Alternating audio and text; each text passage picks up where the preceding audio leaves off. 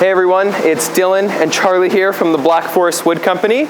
If you guys have been watching our channel, you'll know that about a month ago, we poured $7,500 of resin into this table, which also made for one of the heaviest tables in this size that we've ever had before.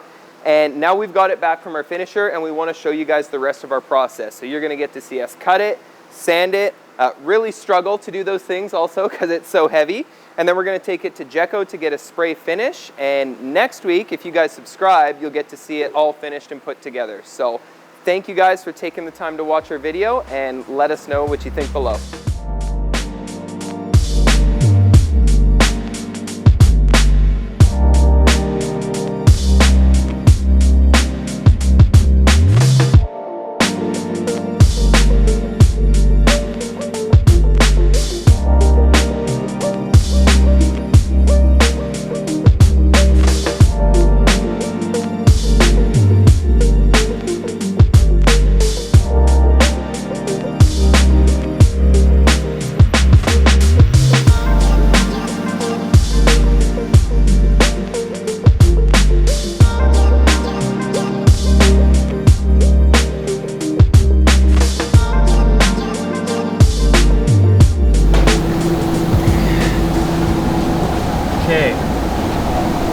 So here, there is a rock somewhere in here that we're gonna. Oh no, that one. One of these two. Where's my pencil line? Oh, it's this one that we would hit. So we gotta go out a little further from there. And we're really close to this header. Yeah.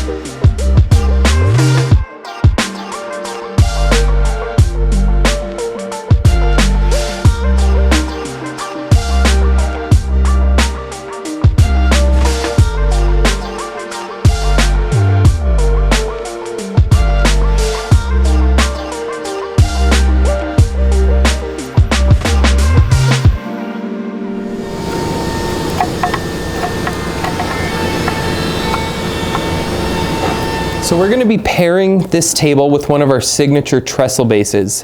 This is an in-house design that we came up with. I think it was about 5 or 6 years, maybe even a little more now.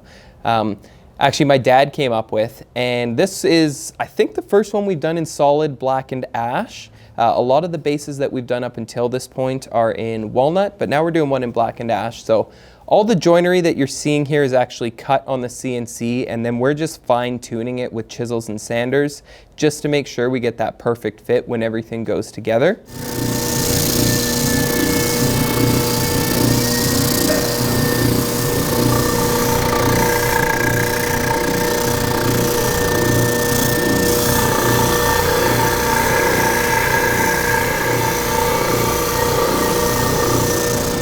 So now we're ready to assemble these components. So we're going to be using Titebond 3 wood glue just because it's the best wood glue there is. We use it on all of our exterior doors and we know it's going to last forever. Another thing you'll notice here is that a lot of the components have been pre-stained on some of the faces, and that's just because we're not going to be able to effectively get in there and finish those corners as good as we can when this is put together. So we did those beforehand, and then you can obviously see that we avoided putting any finish where there needs to be glue.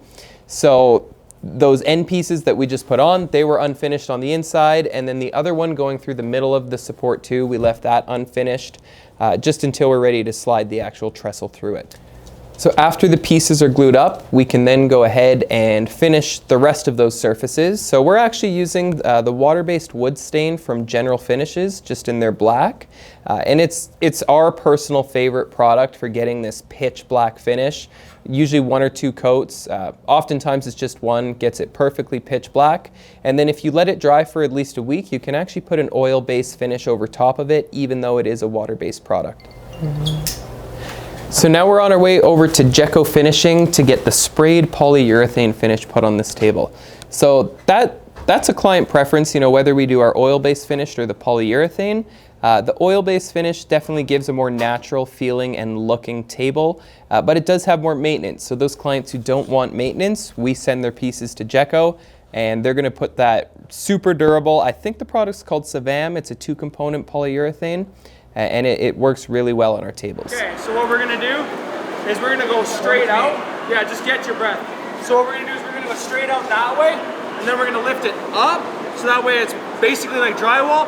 And then everyone's gonna come around to one side while one person's on that side. We're gonna catch the weight of it, and then we're gonna shimmy back around. Hope these tables don't move. Yeah, no, yeah. Go. Good. Coming down. Good. Yep. Good. Down. Perfect. And then Nathan just went over the whole thing with an anti-static cloth before he started spraying. And this is just a sealer coat here. So he's doing this first sealer coat. I think he said he does 2 or 3 sealer coats followed by two separate top coats. The reason he does so many is just because with the epoxy, you do have some pits and little imperfections that really, if you only put 1 coat on, they're going to be very obvious and kind of stick out. Whereas if you can build up your sealer and build up that top coat, you're not going to see as much of those.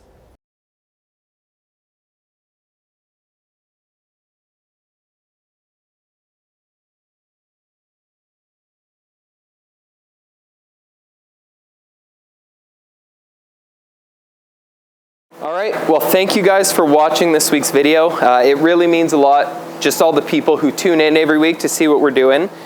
We just got the table back from Jecco, and we didn't film that, but that was a big struggle as well to get it in the truck and then back out of the truck. But we did it.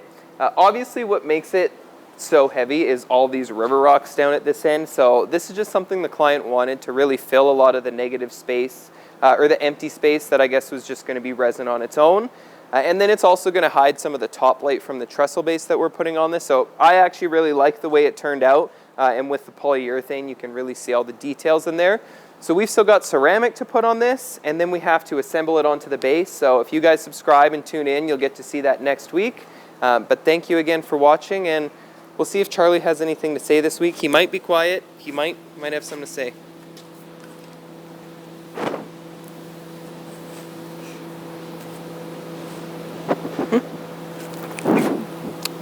Okay, well, you heard the guy.